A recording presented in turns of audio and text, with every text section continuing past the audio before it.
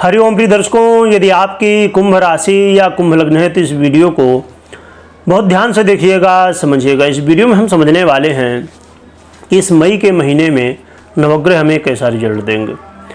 प्रिय दर्शकों, ये मई का महीना बहुत ही महत्वपूर्ण है क्योंकि ब्रह्मांड में बहुत बड़ी हलचल हो रही है। यानी कि ग्रहों का जो खेल है ना, वो बहुत कुछ बदल रहा है। ग्रहों का खेल अब शुरू होने जा रहा है। क्यों हो रहा है, क्या होगा, कैसा प्रभाव मिलेगा, क्या उपाय करने होंगे, सभी कुछ हम विस्तार से समझेंगे। परंतु उससे पहले मैं एक महत्वपूर्ण सूचना आपको दे दूं कि यदि आप फ्री में कुंडली विश्लेषण करवाना चाहते हैं तो आपको वीडियो के डिस्क्रिप्शन में एक लिंक मिलेगी, जो कि टेलीग्राम चैनल की। जब थोड़ी आप नीचे जाएंगे डिस्क्रिप्शन में तो ये लिंक मिल जाएगी आपको, और इस लिंक द्वारा आप हमारे टेलीग्राम चैनल में ज्वाइन कर सकते हैं। जब टेलीग्राम चैनल को आप ज्वाइन करेंगे, वहाँ पर एक वीडियो मिलेगी जो कि उसमें बताया गया है कि फ्री में कुंडली विश्लेषण आप कैसे करवा सकते हैं और जो उसमें प्रोसेस बताया गया है उसी को आपको फॉलो करना है तो आपका हो जाएगा। परंतु जो लोग फेसबुक में देख रहे हैं, संभवतः उनको ये लिंक नहीं मिल पाएगी क्योंकि फेसबुक में अलाउड नहीं है। तो आप हमारे यूट्यूब से जुड़ सकते हैं, यहाँ से आपको लिंक मिल जाएगी। या तो आप डायरेक्ट जिस नाम से पेज है, जिस नाम से आप देख पा रहे हैं पेज को फेसबुक में, उसी नाम से यानी कि चिंतामणि ज्योतिष समाधान केंद्र के नाम से आपको टेलीग्राम में ये चैनल मिल जाएगा। तो आप डायरेक्ट वहाँ से भी जुड़ के और इसका लाभ उठा सकते हैं। ज़्यादा से ज़्यादा लोगों तक शेयर करिए।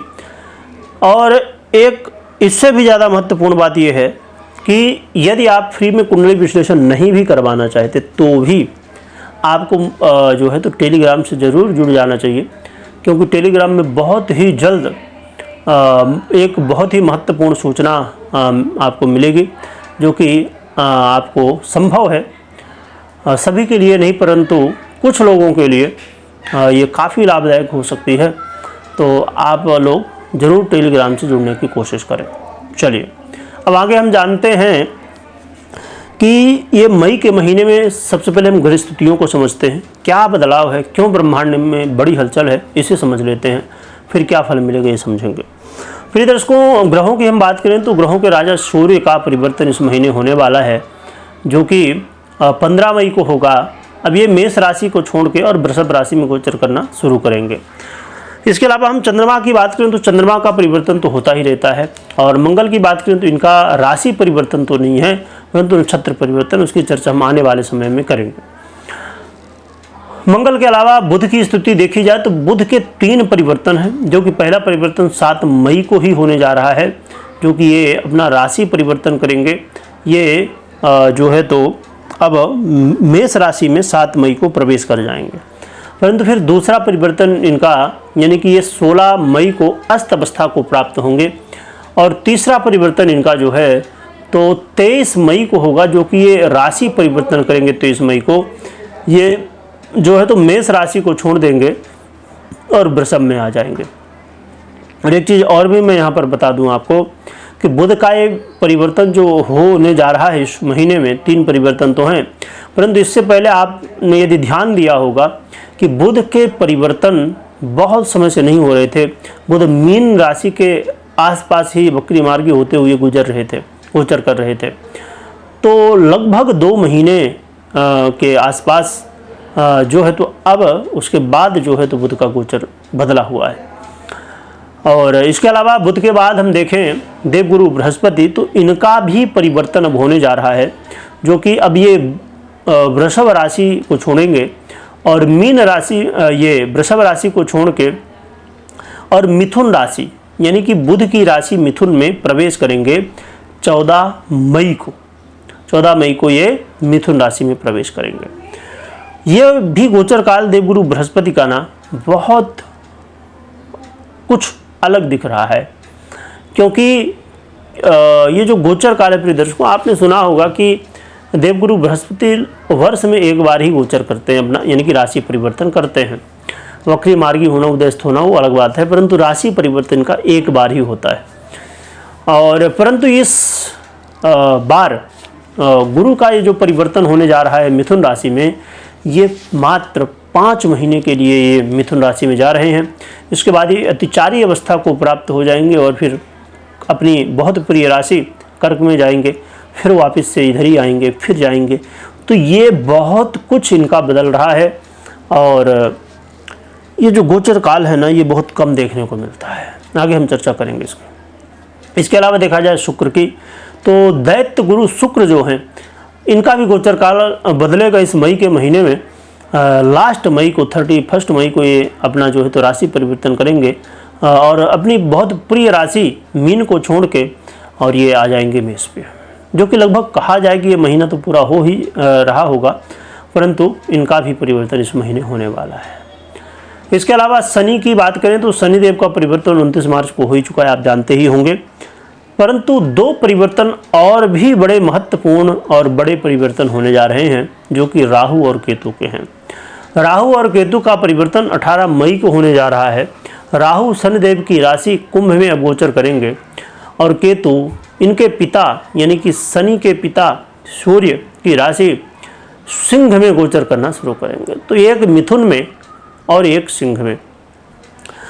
और आप जानते ही हैं कि अब ये जो परिवर्तन होंगे इनसे कुछ योग भी बनते हैं, इनके बारे में भी समझना बहुत ज़रूरी है, क्योंकि योग कुछ अलग ही दुनिया है, समझ लीजिए, है ना। ज्योतिष में जब आप घुसेंगे थोड़ा सा, तो पहले तो आप कुछ देखेंगे तो चीज़ें जो समझ में आएंगी, परंतु जब आप योगों की दुनिया में घुस जाएंगे ना, तो कुछ अलग ही ज्योतिष दिखाई देगी। तो इसे समझना बहुत ज़रूरी है। तो यहाँ पर एक तो बुधादित्य योग बनेगा, दूसरा वैसे तो ये जो अब लक्ष्मी नारायण योग भी बनेगा, वैभव योग भी बनेगा। तो लक्ष्मी नारायण योग और वैभव योग लगभग एक दिन के लिए, यानी कि जब शुक्र आ जाएंगे यहाँ पर तब चीज़ें होंगी।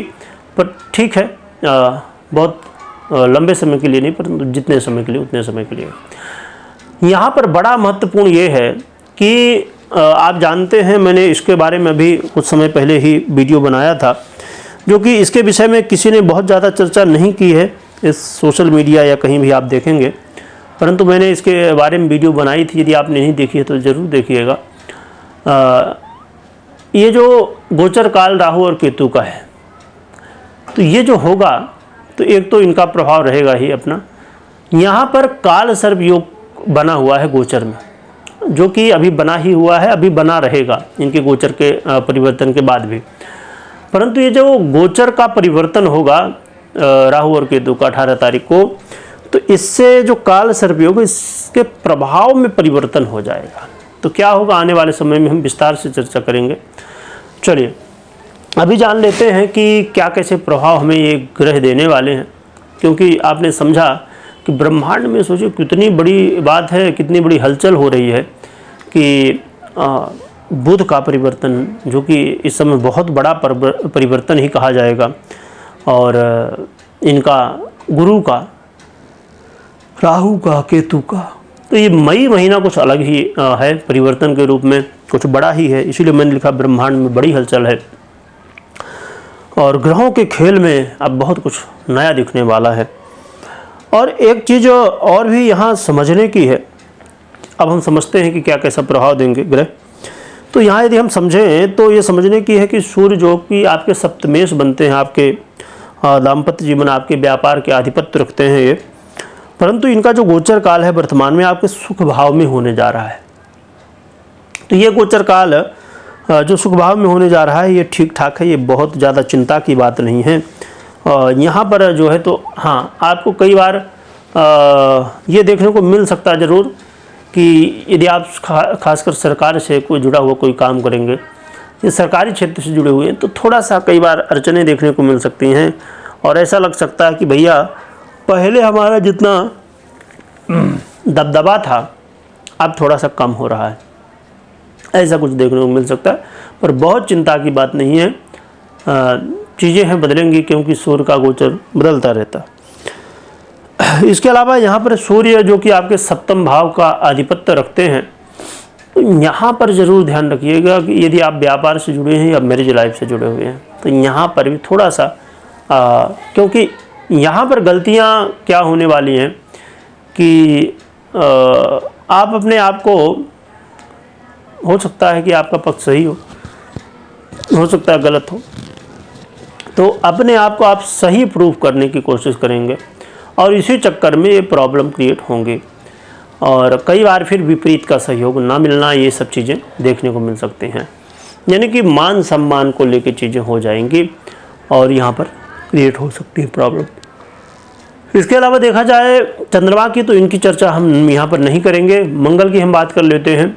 तो मंगल को जानते हैं, इनका राशि परिवर्तन तो नहीं है, परंतु इस समय जो नीच अवस्था में गोचर कर रहे हैं, ये आपके षष्टम में गोचर कर रहे हैं।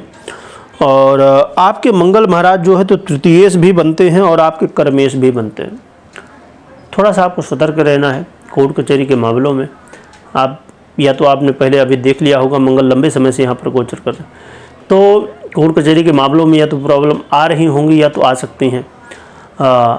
और यहाँ पर सबसे बड़ी सावधानी रखनी है, मंगल जब यहाँ पर गोचर करते हैं या मंगल का संबंध यहाँ से यानी कि सिस्टम में गोचर कर रहे हैं इस समय, यहाँ से बन जाए किसी भी तरह आपकी कुंडली में, तो ज़्यादातर प्रॉब्लम हो जाती है लोन को लेके। यानी कि पैसा दिए या लिए, तो पैसा देने में लेने में दोनों में बहुत प्रॉब्लम कई बार क्रिएट होती हैं। हाँ, अब अलग बात है कोई ग्रह आपको बहुत सपोर्ट कर रहा हो, ऐसा संभाल रहा हो तो अलग चीज़ है। नहीं तो यदि मंगल का संबंध यहाँ से बन जाए तो फिर भैया लोन को लेके बहुत सतर्क हो जाना चाहिए, ज़्यादा से ज़्यादा सतर्कता बरतनी चाहिए। क्योंकि मंगल एक ऐसे ग्रह हैं कि इनके जो प्रभाव हैं, इनमें जब व्यक्ति प्रभावित होता है ना, त्राही त्राही कर देता है।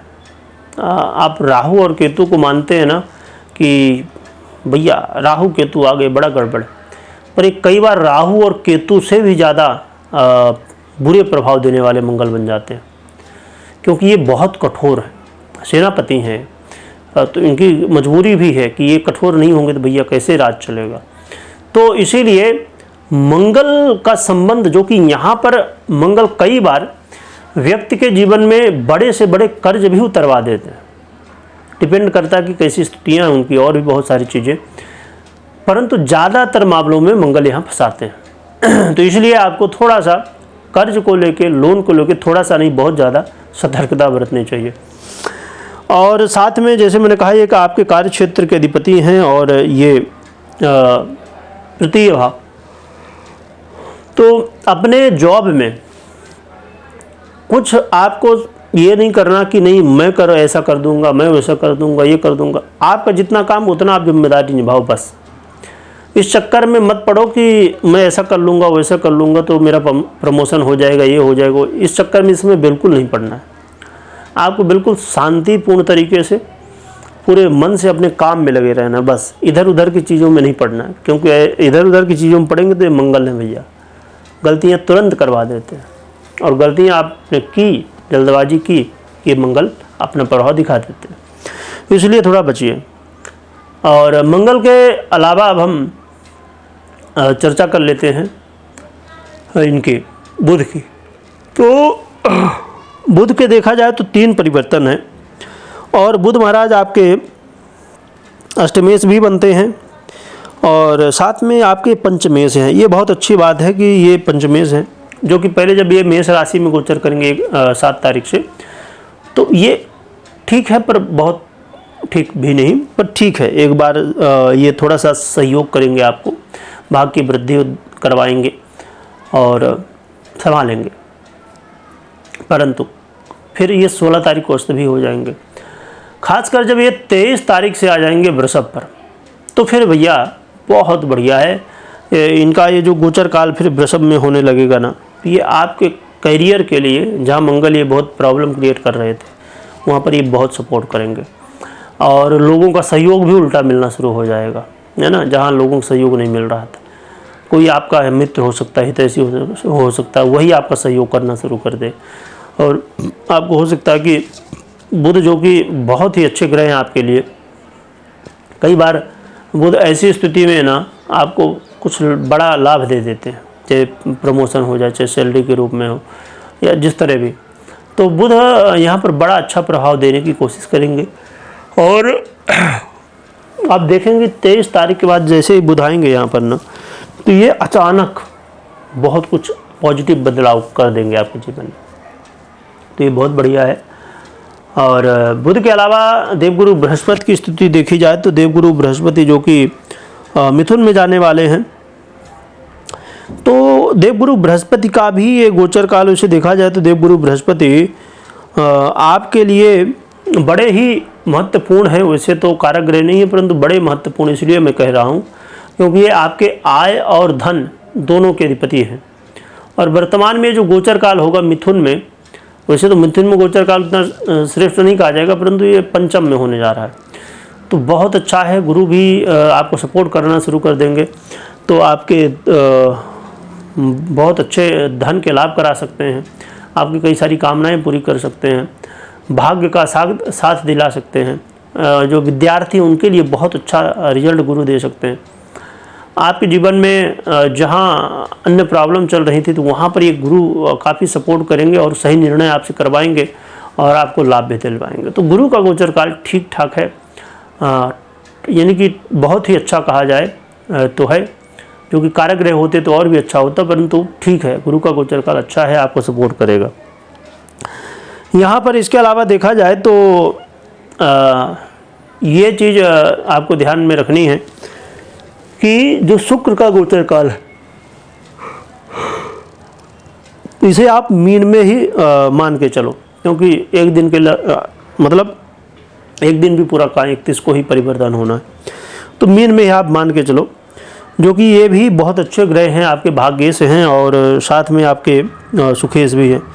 तो शुक्र का गोचर काल बहुत अच्छा है। ये मुझे लगता है कि आपको जब से यहाँ पर आए हैं तो या तो धन लाभ या कोई न कोई लाभ आपको अचानक करवाए हैं या तो करवाएंगे भी जाते जाते। लॉटरी, जुआ, सट्टा इत्यादि से जो संबंध रखते हैं ऐसे लोगों के लिए भी कई बार, जो कि और भी चीज़ें इसमें बहुत मायने रखती हैं, परंतु शुक्र अपनी तरफ से बहुत कोशिश करेंगे भैया कुछ लाभ दिलवाएं, है ना। और साथ में शुक्र महाराज जो कि आपके जीवन के लिए एक कहा जाए कि लग्नेश के बाद यही है जो कि सबसे अच्छे ग्रह हैं। तो ये आपको संभव है इस समय, या तो हो रहा होगा या तो हो सकता है, क्योंकि अभी मई तक हैं, कि अचानक ऐसा दिखने वाला है कुछ कि जो कि मुझे पता है कि 7.5 है, सब चीज़ें हैं, परंतु ये ऐसे ग्रह हैं कि इस कलयुग में बहुत अच्छा लाभ देते हैं। शुक्र के बाद शनि का देखा जाए तो शनि का आप जान ही रहे हैं कि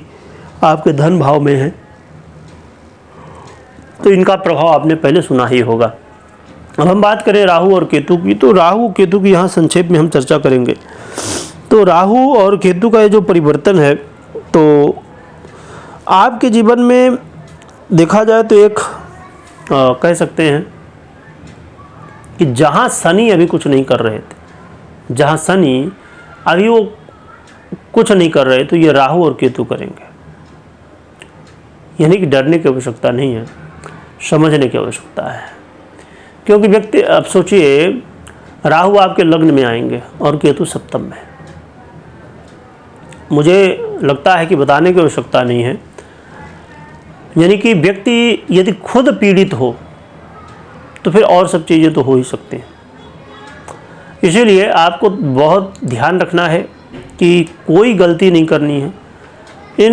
अब जो कि हम आने वाले समय में बहुत विस्तार से इसकी चर्चा करेंगे, परंतु आपको बिल्कुल भी कुछ बोलने से पहले, कुछ करने से पहले, चाहे आप व्यापार में काम कर रहे हों, चाहे आप मैरिज लाइफ को लेकर बात कर रहे हों, चाहे पार्टनरशिप में कर रहे हों, चाहे आप खुद भी अकेले कर रहे हों, कुछ भी करने से पहले आपको 100 बार ज़रूर सोचना है। 100 बार सोचने का मतलब ये कि बहुत सोच समझ के अपने कदम को आगे बढ़ाना है, क्योंकि इस समय आप गलतियाँ करेंगे और इनका काम है जो कि ये करेंगे, तो आपको गलतियाँ कहीं नहीं करनी है। शनि अभी 2.5 वर्ष इस आपके लग्न में ही थे, और शनि का लग्न में आने का मतलब यही था, जो कि तकलीफ़ हमें होती है, बिल्कुल बात ठीक है कई बार, परंतु शनि का एक ही उद्देश्य था, आपको सही और गलत में फ़र्क, डिफरेंस क्या है वो चीज़ समझाना। और मुझे लगता है कि इन पिछले 2.5 वर्षों में शनि ने, जब आपके लग्न में गोचर कर रहे थे, जो कि 7.5 तो पिछले 5 वर्षों से प्रभावित है आपके ऊपर, परंतु 2.5 वर्ष जो थे वो ये आपको बता के गए हैं, मुझे जहाँ तक समझ है, कि आपको सही क्या है, गलत क्या है, कहाँ क्या करना, कहाँ क्या नहीं करना, ये ज़रूरी है कि आपने समझा होगा। और यदि आपने समझा है और अब इस समय उस चीज़ को अप्लाई करेंगे तो राहु और केतु के प्रभाव से बचेंगे। और यदि उसको आपने नहीं समझा, यहाँ पर अप्लाई नहीं किया, तो राहु केतु भी अपना प्रभाव दिखाएंगे। क्योंकि डरने की आवश्यकता नहीं है। यही राहु और केतु, यही ग्रह स्थिति कई बार बहुत विपरीत फल देते हैं। तो लगभग ये कुछ फल मिलने वाले हैं। मैं फिर से बता दूं हमेशा की तरह, और ये बात बहुत महत्वपूर्ण है क्योंकि मैं हमेशा कहता हूँ और ये चीज़ लोगों को बहुत हल्की कई बार लगती है। मैं हमेशा ये कहा करता हूँ कि जो ये गोचर का प्रभाव आपने मुझसे सुना, इसके आधार पर खाली निर्णय नहीं लेना है। आपको हमेशा पर्सनल कुंडली का विश्लेषण करवाने या तो करने के बाद ही निर्णय लेना चाहिए, क्योंकि यही 7.5 प्रिय दर्शकों जो चल रही है कुंभ वालों के ऊपर, यही 7.5 में यदि आपके साथ ऐसी स्थिति है तो आप कमेंट करके बता भी सकते हैं। यही 7.5 में बहुत लोग अपने जीवन का सबसे अच्छा समय देखा है और यही 7.5 में बहुत सारे लोग अपने जीवन का सबसे बुरा समय देखा है। 7.5 चल रही दोनों लोगों के लिए, परंतु एक ने बहुत अच्छा समय और एक ने बहुत बुरा समय। क्यों? गोचर में तो 7.5 सबके लिए है ना। डिफरेंस हो जाता है आपकी कुंडली में कैसी स्थिति है ग्रह की। तो इसीलिए हमेशा मैं कहा करता हूँ कि कुंडली विश्लेषण के बिना आपको कोई भी निर्णय कभी भी नहीं लेना चाहिए, क्योंकि ये गोचर भैया अधूरा है, आधा ही फल देता है। तो कभी तो अच्छा होगा, कभी नहीं होगा, कभी जैसा आप सुनेंगे वैसा होगा, कभी उसका उल्टा हो सकता है। इसीलिए दोनों को देखना चाहिए। और यदि आप खाली कुंडली देखें उसमें भी नहीं होगा, दोनों को देखना, गोचर को भी कुंडली को, इसलिए कुंडली विश्लेषण करना चाहिए। चलिए, और राहु और केतु का भी परिवर्तन है, ये बड़े बड़े ग्रहों का परिवर्तन, तो जरूर हमें समझना चाहिए इसे। चलिए अब हम जानते हैं उपाय। तो उपाय की हम बात करें यहाँ पर, तो आप भगवान शिव की आराधना करिए, या तो आप हनुमान जी की आराधना कर ही रहे होंगे मुझे लगता है, नहीं कर रहे हैं तो करना शुरू कर दीजिए। आप हनुमान जी की भी आराधना करेंगे तो शिव आराधना और हनुमान जी की आराधना एक ही है। जिनके प्रति आपका प्रेम हो उनकी आराधना कर सकते हैं। और मैंने पहले बताया था स्टार्टिंग में कि टेलीग्राम चैनल से आपको ज़रूर जुड़ जाना चाहिए, और मुझे लगता है मेरी कोशिश होगी कि आपको लाभ मिल सके कुछ। तो जो भी सूचना है आपको टेलीग्राम में मिलेगी, तो आप टेलीग्राम से जुड़ने की कोशिश करिएगा। वीडियो देखने के लिए बहुत बहुत धन्यवाद।